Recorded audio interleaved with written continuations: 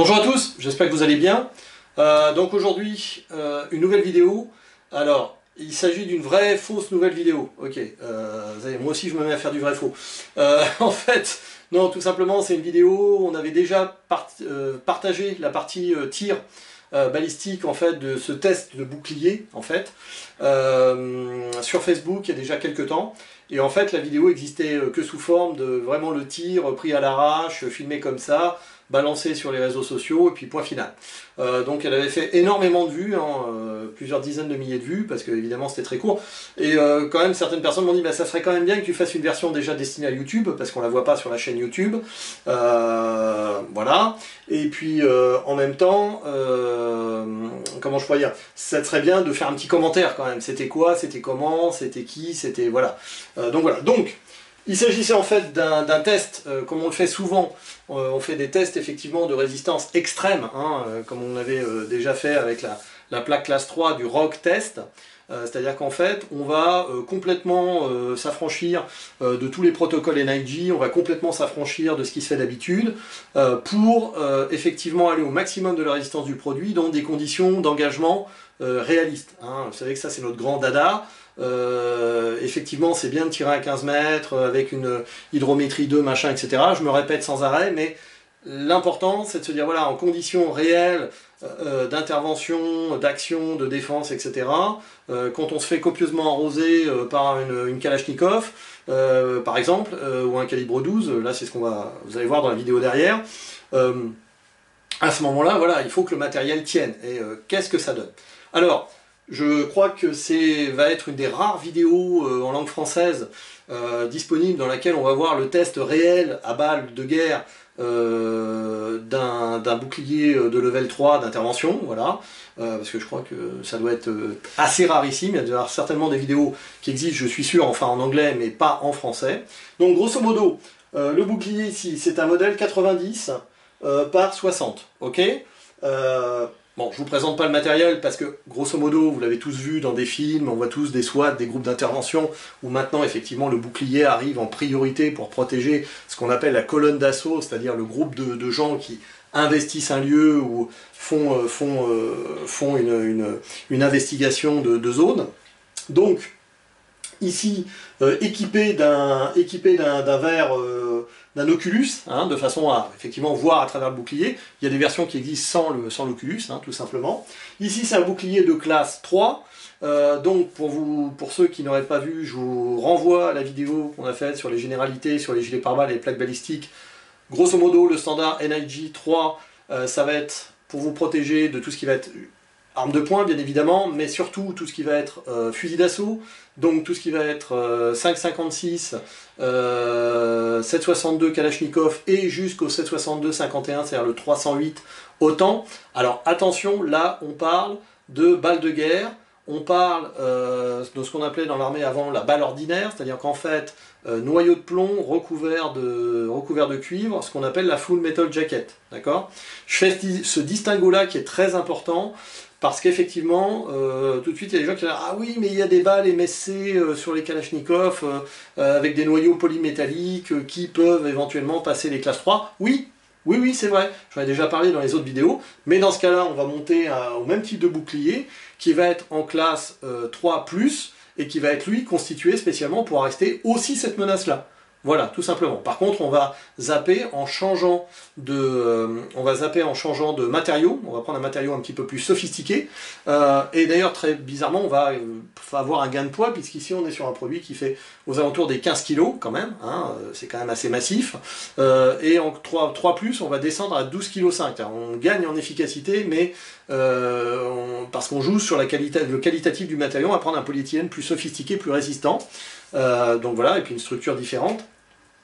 Donc voilà, mais par contre le prix grimpe aussi, forcément. Donc voilà, c'est un petit peu l'inconvénient du système.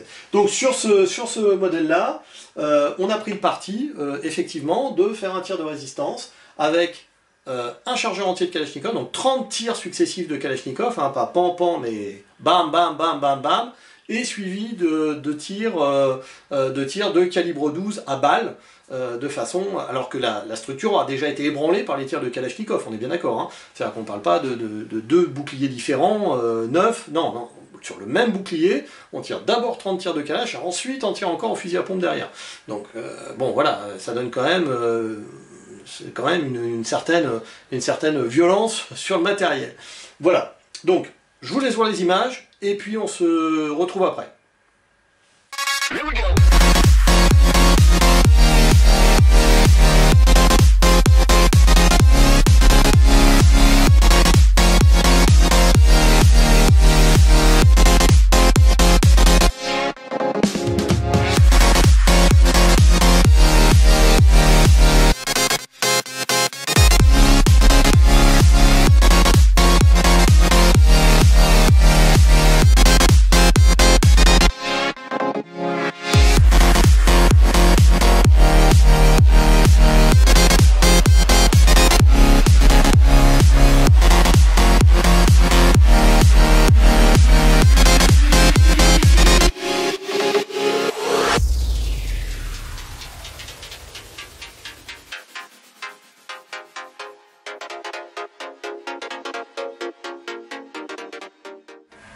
Voilà, donc vous avez vu le tir, feu nourri sur la Kalachnikov, et puis comme si ça suffisait pas, 7 tirs de balles, de balles Brenegg derrière, dans la foulée, sur la structure qui est déjà ébranlée du bouclier. Donc on est à 30 plus 7 en fait. Alors, quand on regarde de plus près le bouclier, voilà. Alors vous allez voir effectivement, comme je dis dans la vidéo, il a quand même bien morflé. Donc vous voyez ici par exemple l'impact qu'a fait le tir de notre ami Sylvain au calibre 12 sur l'Oculus directement. Donc ça c'est le tir qu'on voit lorsque moi je tire à l'AK. On voit un impact d'AK directement dans l'Oculus. Donc on le voit ici. Ça c'est le tir de Sylvain. On va tout de suite faire, voilà, c'est tout simple. Alors, verre feuilleté, l'avantage, voilà, c'est qu'on a une résistance qui est totale, il n'y a absolument rien. Alors, effectivement, le verre est explosé, mais par contre, il n'y a rien qui est passé. Hein. Alors, forcément, sous la force de l'impact, l'arceau de maintien s'est déformé. Hein, c'est normal, parce que là, il y a quand même une violence extrême dans la force d'impact. En plus, on était à quoi 4 mètres de mémoire, 4-5 mètres grand maximum. Donc, on est vraiment au plus près de l'action. La structure du bouclier, effectivement, comme on le voit certainement ici, le bouclier éclate effectivement, comme ici, hein, il se déforme littéralement, mais comme vous pouvez le voir ici comme là, je vais essayer de vous le montrer là, voilà, il n'y a absolument aucune perforation, il n'y a aucune munition qui est passée au travers. Hein, ça, ce sont les vis de fixation ici de la poignée qu'on a retirées pour pouvoir effectivement montrer l'intérieur du bouclier, hein, voilà, qu'il n'y ait pas de confusion. Mais l'intégralité de la structure du bouclier, côté opérateur, est totalement intacte. Voilà. Et là, je vais refaire effectivement ici, un petit visuel. Donc vous voyez ici les plus petits impacts qu'on a notés en blanc ici. Si tu peux te rapprocher. Voilà, ici, les plus petits impacts, ce sont celles des 7,62 Kalachnikov, ici, qu'on voit là. Alors qu'à l'inverse, bah forcément, hein, vous voyez ici directement le reste, l'arrière de la munition de calibre 12, hein, qui est carrément fiché dans le matériau, ici, là, plus bas. Et donc, à ce niveau-là, on a effectivement, on voit bien la pénétration que ça a eu. Alors effectivement, la 7,62 plus pénétrante a disparu à l'intérieur de la structure, alors qu'effectivement la calibre 12 plus massive mais plus lente, effectivement est restée entre guillemets quasiment en surface. Voilà. Et effectivement, l'Oculus, on voit ici au niveau des Oculus quand même la force de l'impact ici. On voit bien que la structure du verre a parfaitement encaissé l'impact, mais que c'est quand même assez impressionnant. Ça, c'est certain. Voilà. Donc, voici ici la petite review du test de notre bouclier 90 par 60 classe 3 au niveau test anti-calache et anti-calibre 12, hein, avec donc ici une répartition sur l'intégralité de la surface. Alors évidemment, le bouclier est disponible avec Oculus, sans Oculus, dans d'autres dimensions en cas de besoin. Ça, si vous avez besoin, vous n'hésitez pas à nous contacter.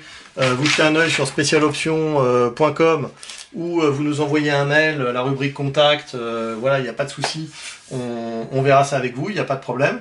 Et puis ça vous permet effectivement d'avoir là une vision globale et précise de ce que ces boucliers sont susceptibles d'endurer lors éventuellement d'un assaut violent, voilà, contre quelqu'un de retranché par exemple, et qui sera équipé effectivement d'armes de guerre.